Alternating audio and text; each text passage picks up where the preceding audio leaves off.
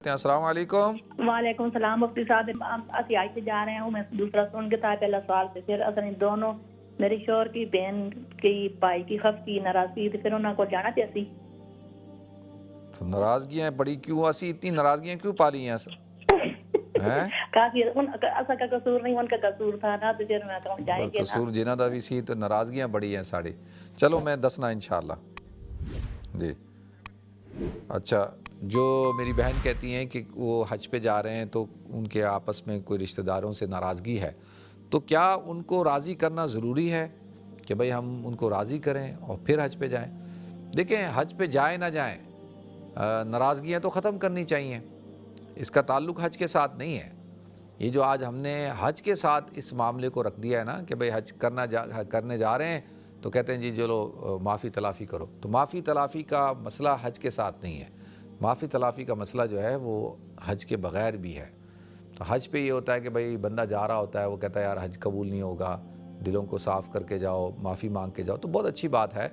لیکن حج سے آنے کے بعد دوبارہ ویسی ہو جائے تو یہ بات تو ٹھیک نہیں ہے۔ تو ایک تو میری بات سمجھ میں نہیں آتی، دیکھیں ہم سب انسان ہیں، میں بھی انسان ہوں، میں ان چیزوں کو سمجھتا ہوں،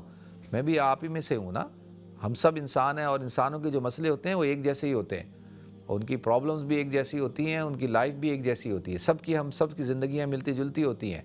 ہم سب کے رشتہ دار ہوتے ہیں، بہن بھائی ہوتے ہیں اور عزیز و قارب ہوتے ہیں، سب کے ہوتے ہیں، اور ہر خاندان کے اندر کچھ ہوتے ہیں جن کے تخم میں جو ہے وہ ناراضگی رکھی ہوتی ہے، خفگی رکھی ہوتی ہے، انہوں نے لڑنا ہی ہوتا ہے، انہوں نے جو ہے وہ کوئی پرابلم کھڑی ہی کرنی ہوتی ہے، وہ لوگ ہی ایسے ہوتے ہیں اور وہ آپ کو تنگ ہی کریں گے، آپ جتنا ان کے لیے کر لیں وہ کبھی شکر گزار نہیں بنتے، ایسے ہر خاندان میں ایسے لوگ ہوتے ہیں۔ اللہ مجھے نہ بنائے، اللہ آپ کو نہ بنائے، ہمیں اپنا تجزیہ کرنا چاہیے کہ بھئی میں کس قسم کا آدمی ہوں،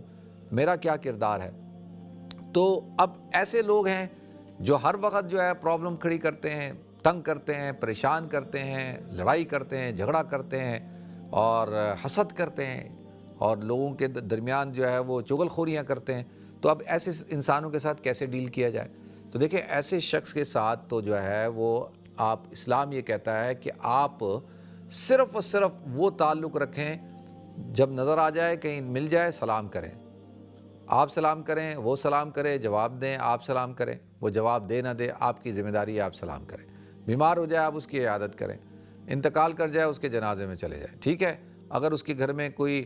خوشی ہے، کوئی دعوت کرتا ہے، آپ سمجھتے ہیں کہ بھئی اس میں شرکت کرنی ہے، آپ اس میں شرکت کر لیں۔ باقی اس سے زیادہ اسلام بھی نہیں کہتا کہ بھئی ایک بندہ جو پرابلم میکر ہے، ٹربل میکر ہے، ایک بندہ آپ کو تنگ کر رہا ہے، اسلام یہ تھوڑی کہتا جاؤ زبردستی اس سے جا کے ملو، زبردستی اپنی گھر میں اس کی وجہ سے پرابلم کو لے کے آؤ۔ اسلام تو یہ نہیں کہتا نا، اسلام کہتا ہے کہ بھئی ٹھیک ہے اس طرح کا تعلق رکھو جو معاشرتی تعلق ہوتا ہے، بس اتنا رکھ لیں آپ بالکل اور معافی مانگ لیں، پھر حج پہ چلی جائیں، اللہ تعالیٰ آپ کے حج کو قبول فرمائے۔